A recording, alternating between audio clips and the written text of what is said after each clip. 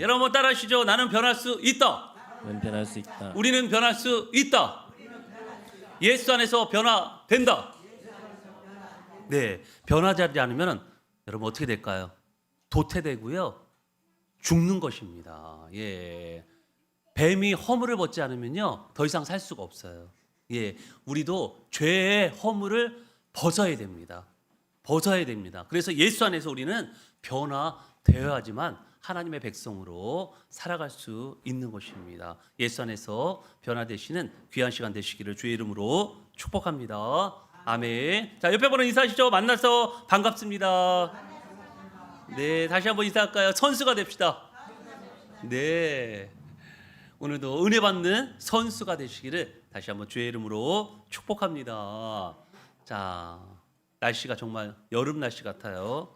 또 하나님께서 또 날씨에 걸맞게 이 시간도 뜨겁게 성령께서 역사해 주실 줄 믿습니다. 아멘. 자, 계속해서 고린도전서 13장의 말씀을 우리 목요일마다 나누고 있는데요. 자, 지난주는요 10번째 사랑의 본질에 대해서 함께 말씀을 나누었는데요. 자, 사랑의 10번째 본질이 뭐였죠? 10번째 사랑은 뭐예요? 모든 것을 참느니라. 참습니다. 사랑은 모든 것을 참는데요. 자, 여기서 참는다는 것은요 이웃에게 받는 해로움을 참는 것도 있지만 그것은 미리 나왔기 때문에 자, 이곳에서 참는 것은요 그리스도를 위한 모든 고난을 감당할 마음의 각오다. 예. 이웃에게 참는 것은 사랑의 본질 이미 몇 번이 제시됐기 때문에 자, 이번 구절에서는요 예수님을 위한 고난을 참는 것, 예, 그 의미로 말씀을 나누었습니다. 자, 10번째 사랑의 본질의 요점은요 사랑은 고난을 기쁘게 감수한다는 거죠. 누구를 위해서? 예수 그리스도를 위해서. 자, 부모들이 자녀를 향한 마음이 그렇습니다. 막 희생하잖아요, 부모들이. 영의 아버지인 하나님도 마찬가지예요. 그래서 십자가 사랑을 깨달은 자들은요 고난을 오히려 기뻐합니다. 바울과 제자들이 그랬던 것처럼. 자, 이렇게 주님으로 인해 당할 수 있는 고난이 아무리 커도 그 고난에 동참하게 되는 것은요 그리스도를 위하여 받는 고난이 장차 올 영광과 비교할 수 없기 때문에 그렇습니다. 진정으로 하나님을 만난 자들은요 이렇게 고난당하는 것을 기뻐하고 오히려 감사합니다. 그 대표적인 인물이 누구라고요? 모세라고 했죠. 자, 모세는요 하나님의 백성들과 함께 고난받기를 즐거워했습니다. 원래 왕자였으니까 왕궁에 살았으면요 편하게 살았을 거 아니에요. 근데 그걸 다 뿌리치고 어떻게 해요? 예, 광야로 가가지고 40년간 고난을 받았고요. 또 백성들을 광야로 인도해서 또 40년간 고난을 받았습니다. 80년간 고난을 당했어요. 왜냐하면요 애굽의 모든 보화보다도 하늘에 자기를 위하여 더 나은 삶이 준비되어 있기 때문에 그렇습니다. 할렐루야. 예, 우리 것도 준비된 줄 믿습니다. 네, 여러분 금이 너무 좋아가지고 어떤 분이요 천국에 갈 때도 금을 싸갈 것 같아요. 한 보따리. 예, 그래서 천국에 문을 지키는 사람이 이 쓸데없는 거 왜 가져왔냐고. 여기 널린 게 금이라고. 예, 금으로 다 우리 집이 다 젖었더래요. 예, 쓸데없는 거 이거 돌멩이보다도 못한데 왜 가져왔냐고. 모세가 이걸 안 거예요. 미리 영적으로 천국에 정말 금은보화로 진 보석으로 진 집이 준비되어 있다는 것을 영적으로 안 것입니다. 그렇기 때문에 80년의 고난도 그냥 8년 아니 8일의 고난이라고 생각하고 그렇게 지냈던 거예요. 사랑하는 여러분, 개척해 오셔서 참으로 고난이 많으십니다. 네. 저도 개척교회 목사가 되어서 주님의 고난에 동참할 수 있다는 것에 참으로 영광스럽게 생각을 합니다. 그런데 고난이 쉽지 않은 것이 사실이에요.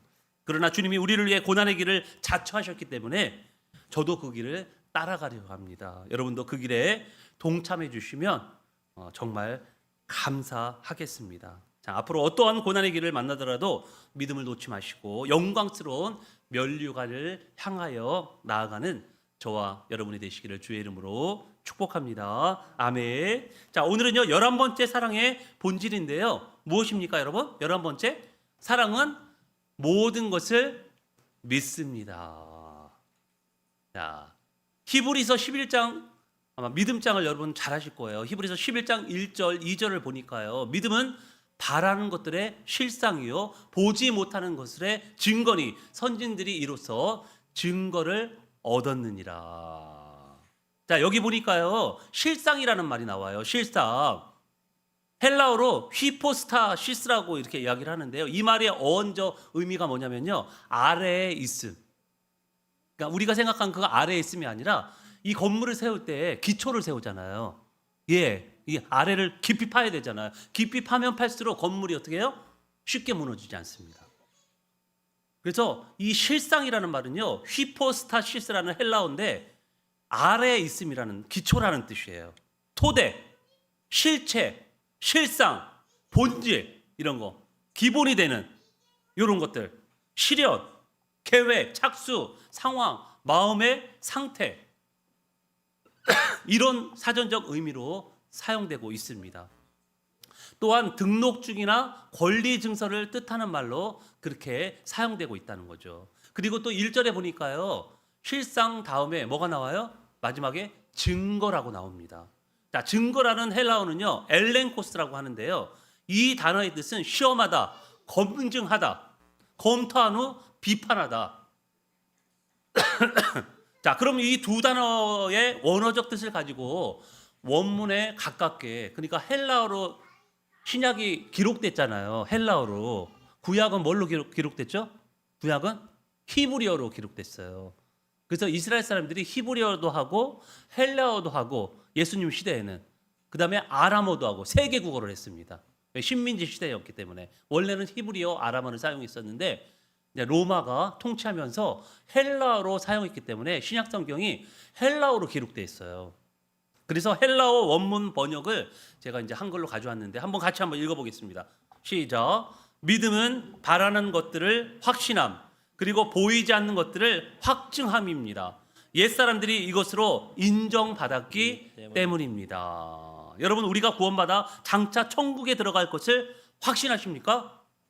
네. 그렇다면 이렇게 확신한 이유가 무엇일까요, 여러분? 예, 나는 천국에 들어갈 확신이 있다. 이유가 뭐예요? 이유가 뭐죠? 확고한 믿음이 있기 때문에 그렇습니다. 이 믿음의 배후에는요, 실상이 있는데요. 그게 누구십니까? 누구시죠? 바로 삼위일체 하나님이에요. 삼위일체 하나님이 없었으면 우리의 믿음은 성립되지 않습니다.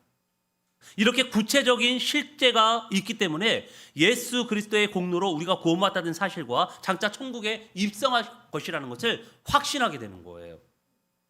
만약 삼위일체 하나님이라는 실체와 구원자 예수 그리스도라는 실상이 없었다면 우리는 결코 믿음을 갖기 어려울 것입니다.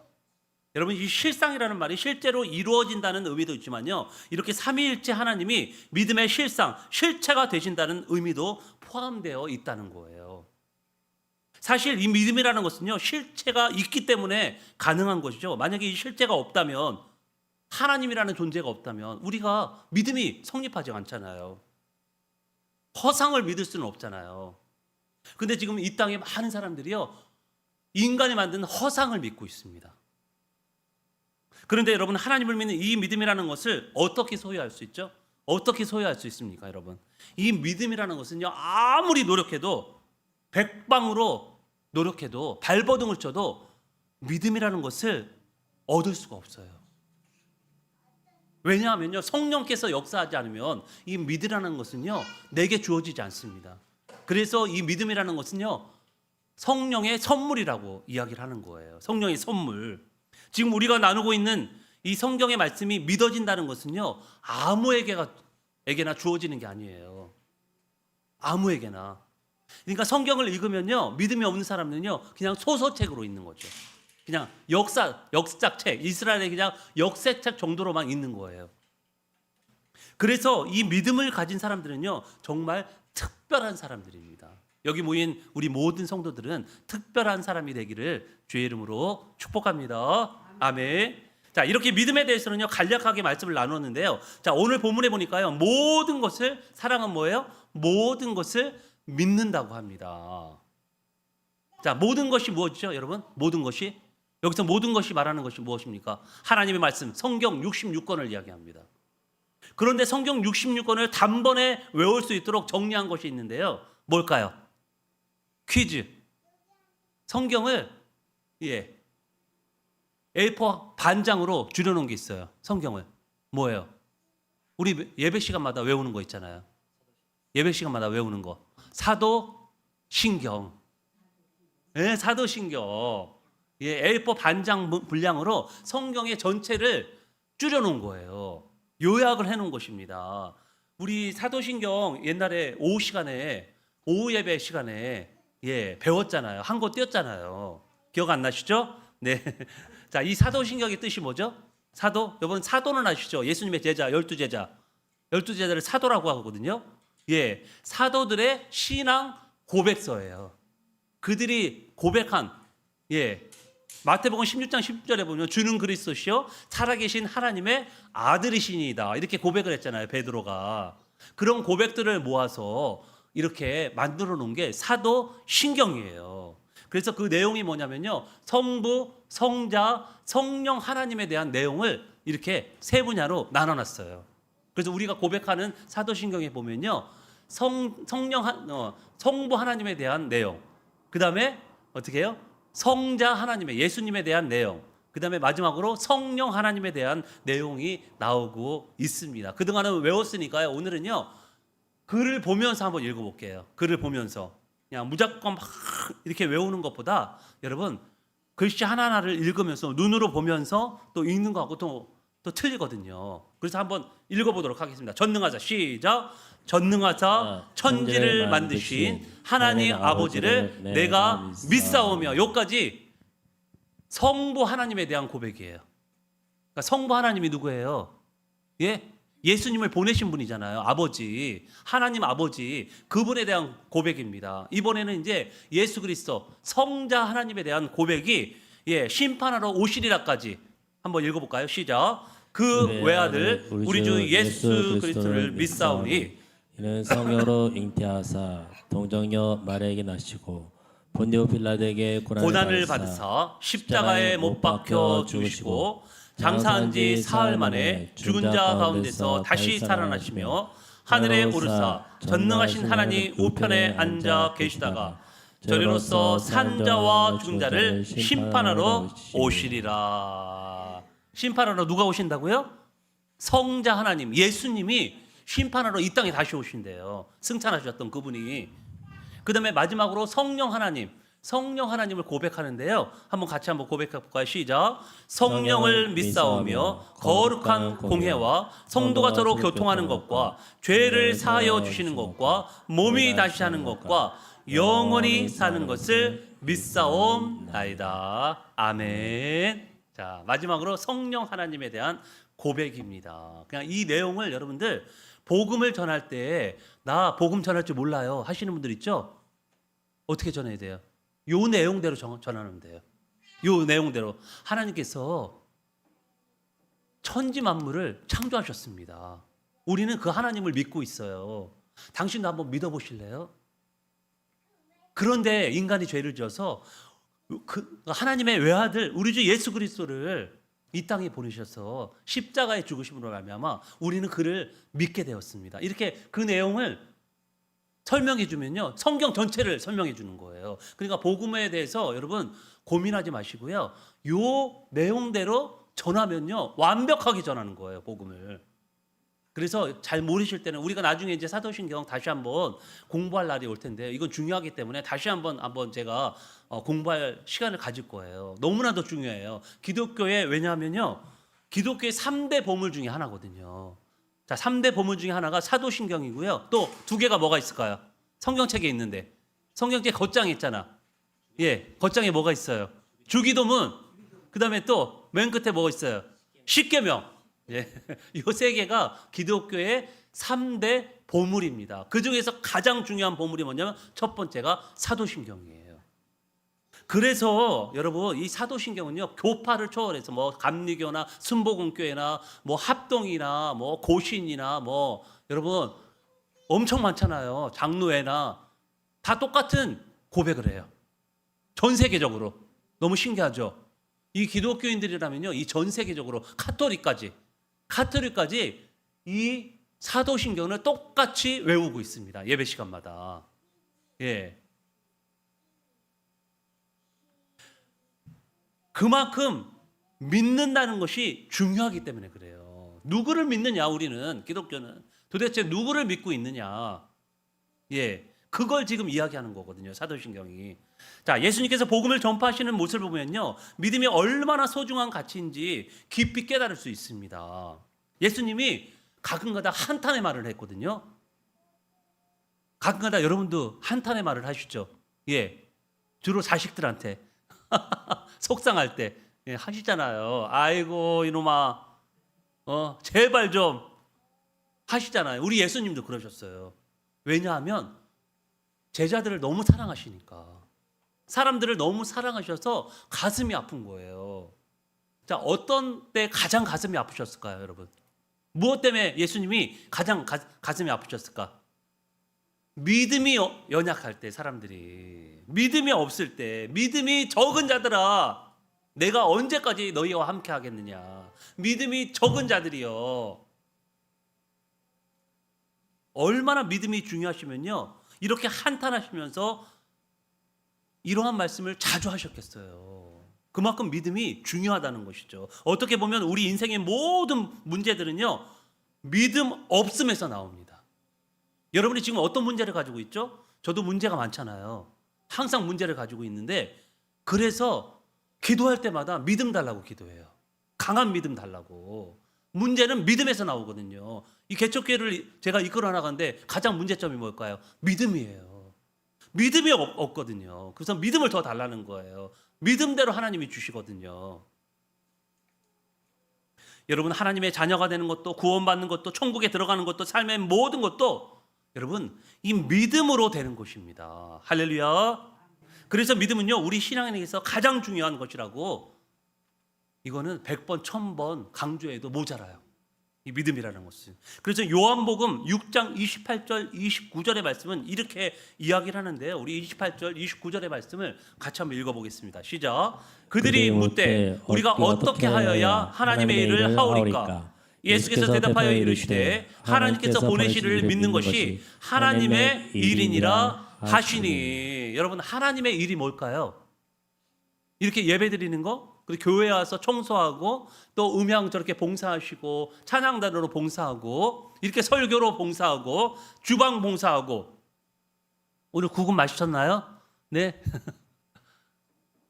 제가 열심히 끓여봤는데 맛있었어요? 네. 대답이 별로 없네. 너무 맛있었대. 감사합니다. 그런 게 하나님의 일일까요, 여러분? 예, 이것도 하나님의 일이 될 수 있어요. 그런데 그거보다 더 중요한 일이 있다고 예수님이 말씀하고 계세요. 더 중요한 일이 뭘까요, 여러분? 더 중요한 일이 뭐라고 그래요? 지금 뭐라고 그래요? 29절에 하나님께서 보내신 일을 믿는 것. 그러니까 예수를 믿는 것이 더 중요하다는 거예요. 여러분 봉사하다가 시험 들어서 그러지 말고. 왜냐하면 왜 시험 들겠어요? 믿음이 없기 때문에. 그거보다 그러니까 봉사하는 것보다 더 중요한 게 믿는 거라는 거예요. 이것이 진짜 중요한 하나님의 일이라는 것입니다. 할렐루야. 그러니까 다르게 이 말을 표현하면요. 믿음 없이 하나님의 일을 하는 것은 밑 빠진 독에 물 붓는 격이다. 여러분 열심히 10년, 20년, 30년 봉사하던 사람도요. 어느 날 갑자기 교회에서 안 보여요. 신앙을 다 버리고요. 술 먹고 돌아다니더라고요. 어떻게 된 거예요? 10년, 20년 교회 다녔는데 어떻게 된 거예요? 그러니까 봉사하는 것도 중요하지만 하나님을 믿는 게 더 중요하다는 거예요. 이게 선행되지 않으면 아무리 봉사를 10년, 20년 평생을 해도 밑 빠진 독에 물 붓는 격이라는 거죠. 성도들이 신앙생활하면서 가장 오해하는 것이 바로 이것입니다. 내가 열심히 봉사하고 열심히 헌금 생활하고 열심히 예배드리면요, 하나님의 일을 하는 것 같아요. 그런데 그게 아니라는 거죠. 우리 예수님 그렇게 말씀 안 하셔요. 그래서 가톨릭에서는요, 행위 구원을 강조합니다. 열심히 봉사하고 열심히 선한 일하고 열심히 불쌍한 사람 도와주고 이래야지 어떻게 해요? 구원받는다. 행위 구원이라고 하거든요. 여러분, 행위 구원은요, 아담 시대에 벌써 아담이 죄를 짓고 그때서 끝났어요. 이제는 은혜 구원 시대입니다. 은혜로 구원받는 시대예요. 행위로는 안 된다는 거예요. 오직 믿음으로만 가능하다는 것입니다. 자, 로마서 1장 17절의 말씀을 다시 한번 같이 읽겠습니다. 시작. 복음에는 하나님의 의가 나타나서 믿음으로 믿음에 이르게 하나니 기록된 바 오직 의는 믿음으로 말미암아 살리라 함과 같으니라. 아멘. 로마서 1장 17절의 말씀은요, 믿음에 관한 구절로 가장 유명한 말씀입니다. 이 말씀이 이 구절로 말미암아 종교 개혁이 일어났어요. 가톨릭에 대항해서 종교 개혁이 일어난 그 구절이 뭐냐면 바로 1장 17절의 말씀이에요. 오직 의인은 뭘로 구원을 받는다고요? 믿음으로. 옛날에는 막 가톨릭에서 계속 막 너 무슨 미래 들어야 된다, 무슨 미래 들어야 된다, 뭐 미사 들어야 된다, 뭐 들어야 된다, 뭘 들어야 된다, 뭐 행동해야 된다, 착한 일 해야 된다, 막 계속 그걸 강조했잖아요. 면죄부까지. 그리고 면죄부 드려야 된다, 돈 사가지고 이렇게 강조했는데 그게 아니라는 거예요. 구원받는 거는 오직 믿음만이 된다는 것이죠. 할렐루야. 믿음이 아니고서는 도루묵 인생이 된다는 말씀입니다. 그렇다면 우리의 이 믿음이라는 것을 갖기 위해서는요, 어떤 마음의 태도와 행동이 필요한 걸까요, 여러분? 지금 여러분 태도가 너무 좋은 거예요. 지금 이렇게 목요일 날 쉴 시간에 이렇게 나와가지고 하나님을 예배한다는 것, 그리고 기도한다는 것은요, 이건 정말 믿음을 향한 좋은 태도라고 볼 수가 있습니다. 그래서 우리는요, 이 믿음을 가지고 위해서는요, 낮아짐과 갈망하는 마음이 있어야 한다는 거예요. 여러분, 기독교의 믿음은요, 인간의 한계를 인정하는 것에서 시작합니다. 하나님, 나는 죄인입니다. 이거부터 출발하는 거예요. 그래서 예수님이 이 땅에 오셔가지고 세례 요한하고 예수님이 선포한 말씀이 뭐예요? 처음으로 회개하라, 천국이 가까웠느니라. 할렐루야. 이 뭐예요? 회개하라는 뭐예요? 죄인임을 인정하라는 거예요. 여러분, 죄인임을 인정하십니까? 교회 안 다니는 사람도 자기가 죄인이라는 거 인정해요. 내 죄 때문에 자식이 이렇게 힘들어졌구나, 맨날 그러잖아요. 부모들이 다 내 죄 때문입니다, 이렇게 고백하잖아요. 그것을 고백 먼저 해야 된다는 거예요. 스스로의 힘만으로는요, 삶의 근본적인 문제, 죄와 죽음의 문제를 해결할 수 없기 때문에 그래요. 그래서 낮아지고 또 낮아지고 또 낮아져야 되는 거예요. 그리고 삶의 의미와 진리에 대해서 진지하게 고민하고 이 보이지 않는 영적인 세계에 대한 마음을 여는 것이 중요합니다. 여러분, 그동안 오랜 세월 동안 세상에서 지내시다가 예수를 믿게 되었잖아요. 그동안에 해오던 그 고정관념이 있거든요.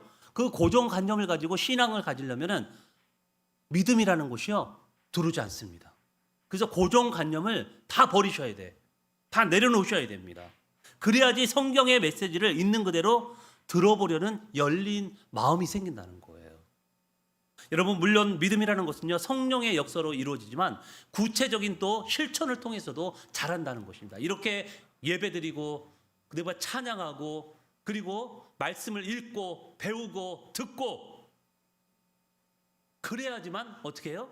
신앙이 자란다는 것, 믿음이 자란다는 것입니다. 왜냐하면요, 믿음은 들음에서 나며 들음은 그리스도의 말씀으로 말미암았기 때문입니다. 할렐루야. 여러분, 성경을 읽거나 설교를 들으며 기독교의 핵심 가치를 배우는 과정이 필요하다는 거예요. 그래서 기독교는 배움의 종교입니다. 기독교는 열심히 배우는 종교예요. 그냥 듣기만 하는 종교가 아닙니다. 그리고 믿음이 아직 확고하지 않더라도 하나님이 계시다면 저 좀 도와주세요. 저 좀 살려주세요. 제발 믿음을 저에게 주세요. 이렇게 간절한 마음을 가지고 솔직하게 하나님 앞에 고백할 때 그게 전환점이 될 수 있어요. 여러분, 무엇보다도 혼자 고민하기보다 이미 믿음의 길을 걷고 있는 사람들과 대화를 하고요. 그 다음에 교회나 소그룹 공동체 안에서 그들의 삶을 관찰하며 배우는 것도 아주 효과적입니다. 여러분, 제가 목사가 돼서 왜 장로한테 지금 배우겠어요? 제가 지금 장로님한테 1:1 양육을 받고 있잖아요. 내용은 뻔해. 다 아는 것들이에요. 근데 왜 제가 또 받고 있습니까? 양육을.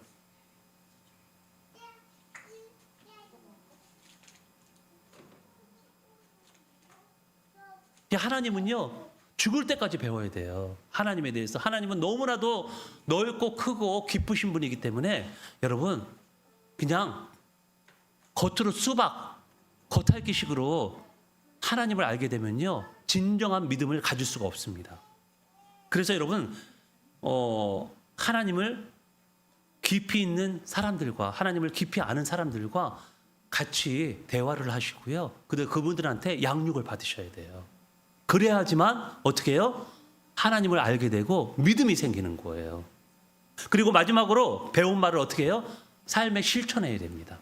실천하면서 믿음이 생기는 거예요. 그냥 듣기만 하고 읽기만 하고 배우기만 하면 거기서 끝나면요, 아무 소용이 없어요. 그 말씀을 실천하는 가운데 실천을 했더니 이런 아름다운 열매가 맺혀지는구나, 실천을 했더니 이런 기적이 일어나는구나 하는 것을 몸소 경험하게 되면요, 어떻게 해요? 기적적으로 믿음이 찾아옵니다. 그리고 그 믿음이 어떻게 해요? 더 견고해져요.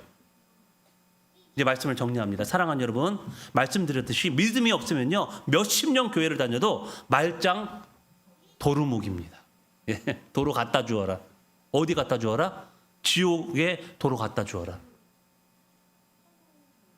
여러분, 천국문 앞에서 이런 얘기를 듣는다면, 지옥의 도로 갖다 주어라, 이런 얘기 듣는다면 얼마나 참담하고 억울하겠어요. 교회를 몇십 년 다녔는데, 내가 이렇게 힘들게 교회를 다녔는데 죽은 후 심판대 앞에서 가슴을 치며 후회할 것인가, 아니면 당당하게 천국문을 통과할 것인가는 여러분의 믿음에 달려 있습니다. 할렐루야. 사랑하는 여러분, 아무쪼록 여기 계신 우리 모든 성도님들은 믿음으로 천국문을 통과하게 되기를 주의 이름으로 축복합니다. 아멘. 이렇게 믿음이 중요한 거예요. 그래서 오늘은요, 11번째 사랑의 본질이 뭐냐면, 사랑은 모든 것을 믿는다. 모든 것을 믿는다. 자, 옆에 분 한번 인사하시죠. 믿음만이 살 길입니다. 다시 한번 인사할까요? 모든 것을 믿어야 합니다. 우리 함께 찬양하고 결단의 기도 하나님 앞에 드리기를 소망합니다. 오늘 사랑은 언제나 오래 참고 함께 찬양하고요, 우리 말씀을 생각하면서 나의 믿음이 지금 어느 상태인가, 나의 믿음이 정말 얼마나 하나님이 기뻐하시는 믿음인가, 연약한 믿음인가를 다시 한번 점검하면서 우리 한번 찬양하고 결단의 기도 주님 앞에 드리도록 하겠습니다.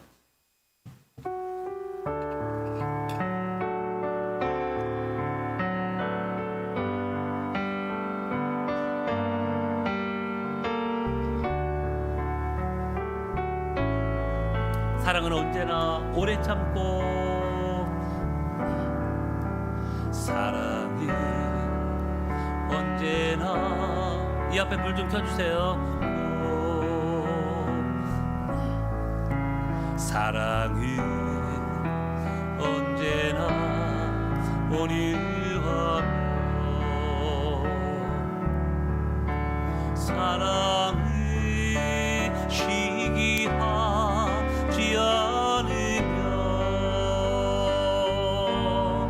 자랑도 교만도 아니하며, 사랑은 무례히 행치 않고, 사랑이 무례히 행치 않고, 자기의 유익을 보지 않고, 자기의 유익을 그치 않고, 사랑은 성내지 아니하며, 사랑은 성내지 아니하며, 진리와